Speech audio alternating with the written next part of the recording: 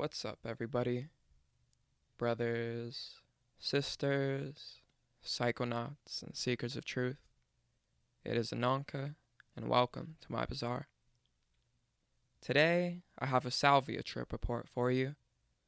The title of this trip report is Synchronized Contact, and was submitted to Erowid in 2016 by the user in Estate. With all that being said, let our story begin. Before I start to write this, I would like to say that I am going to write this in as impartial a manner as possible. I am not trying to discuss any beliefs, either of us that experienced what we did, but I will touch on it at the end. Take what I say with a pinch of salt. I am writing this report because it is something that I would never like to forget, and really feel the need to get it out of my system and detail it as perfectly as I can. Thankfully, I have a very vivid experience of the events that occurred. It started recently when a mate of mine, Tom, was saying how he wanted to try Salvia divinorum. I have tried Salvia on about 5 occasions in the past, breaking through about twice. I've always found it to be an utterly convincing experience, but have still remained pretty much on the fence, yet always amazed at the effects the chemical can produce. Last night, after acquiring 2 grams of 20X extract and smoking it together, I had an experience that, quite frankly, blew the others straight out of the water. We decided to listen to something that we both love, Oliver Lieb / LSG, Into the Deep, which is basically a flowing collection of epic soundscapes and down-tempo beats. Tom arrived at mine after work, and I was feeling mildly stoned, as I'd had a few joints earlier in the night. We decided to split each gram into 2 and use the bucket in my kitchen, gravity bong to some of you, that we had just made with professional ease. The plan was for me to go first and Tom to follow. I slowly pulled myself a bucket and breathed it in, exhaling straight away. Tom shouted in horror that I hadn't held it in for 30 seconds, and for that one moment, I felt like a total idiot.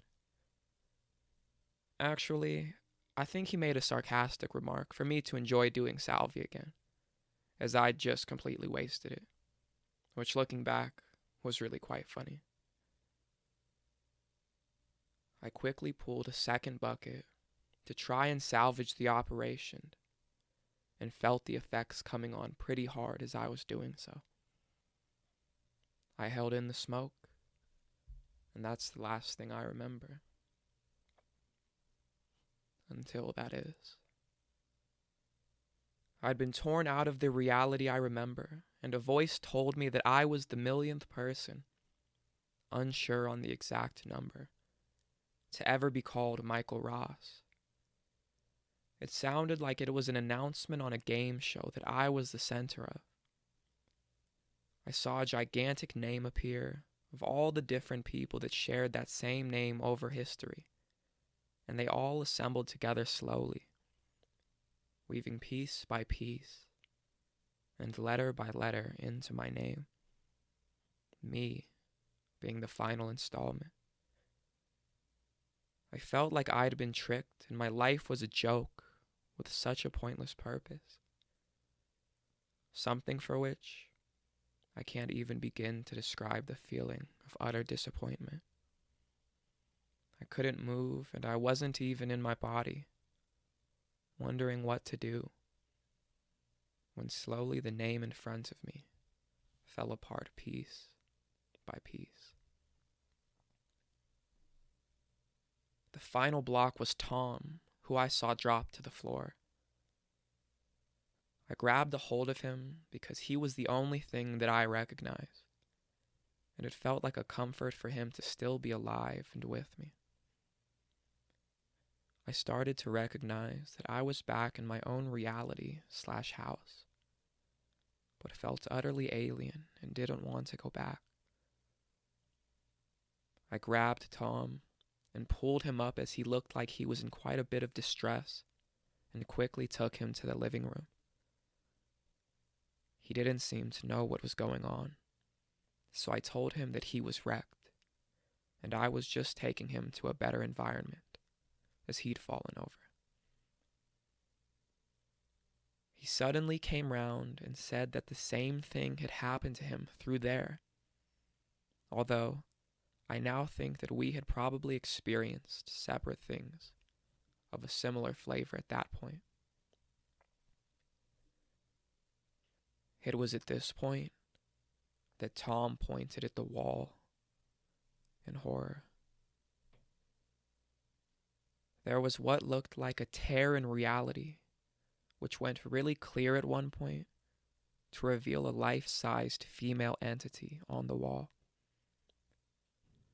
She told us that she was the Salvia goddess and asked us to help her. We were both visibly shocked, and I wasn't sure if I could look at her. I still felt alien but completely clear-headed. She started speaking, and I asked what I had to do. Thoughts flashed through my mind of trying to change the world. I was getting synesthesia off the music. I could visibly see it, which was coinciding with the Windows Media visuals on the computer right next to where she had appeared. As she spoke, the music came out in ethereal wisps of fractal patterns through her breath. It was one of the most beautiful things I'd ever seen. She started speaking to us, although I can't remember a lot of what she was saying. Tom got up and started walking toward the door, which was next to where she was. I felt like our lives had been made for this purpose, or that we really had to do something that she would ask of us.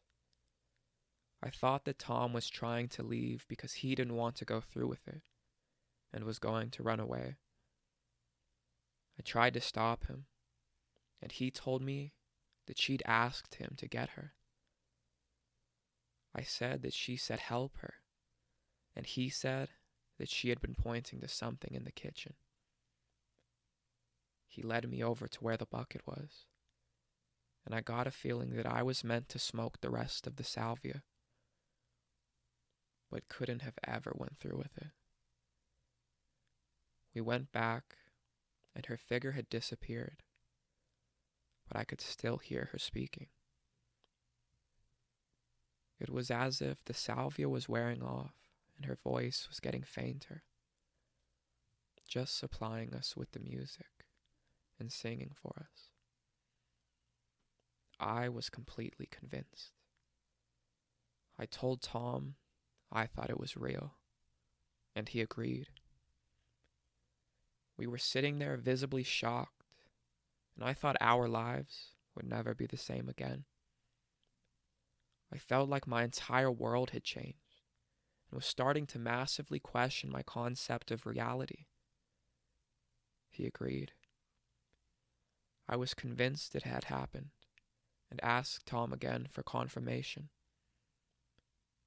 She had disappeared, and her voice was gone. I could just hear some of the most amazing music I'd ever heard in my life, and it felt like she was providing it.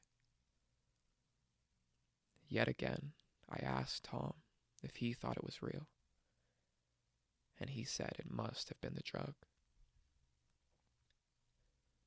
Then her voice came back and started singing to us and telling us not to doubt her. I told him to listen to the lyrics, and he looked as shocked as I did. I was saying, listen to it, she's speaking. And he was saying, I know. I lay there in amazement. I couldn't believe what we'd both just collectively experienced. I'd been so shocked. I felt like my life was a test. But then I realized that it wasn't, and started to feel a glowing euphoria.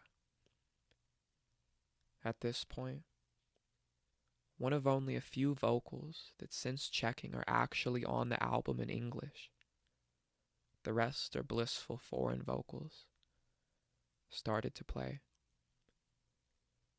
It still sounded like she was singing, and the vocal repeats, "Give me your hand." It was all so fitting. Tom looked scared, but said he was all right, yet I couldn't quite believe what had just happened. We both sat there, with me feeling very euphoric whilst listening to the music. I asked Tom yet again if it was real, and he said it couldn't have been. Then another vocal started, which is actually a part of the album since checking, this time saying, "I am not existing. You hear my voice all over. The voice of everyone. Another life where you will never cry." Followed by enchanting foreign vocals and the words, "I am not existing," repeated throughout. I think that this really freaked Tom out at this point. I was equally as shocked, but couldn't deny the sense of pure euphoria I was feeling.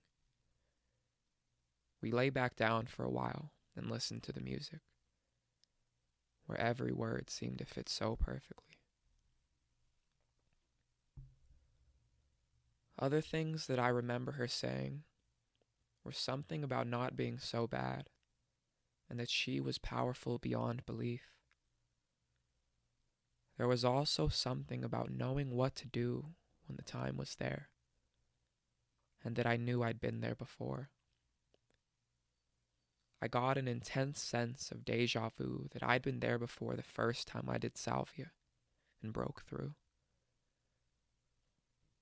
I kept telling Tom to listen to the lyrics, but he said he could hear them but didn't want to pay attention. It was like the soundtrack of the experience / my life, and is quite possibly the most amazing thing I have ever experienced. One thing that I am sure of is that we both experienced this, and Tom agrees. We heard her saying the same things and clearly both saw her.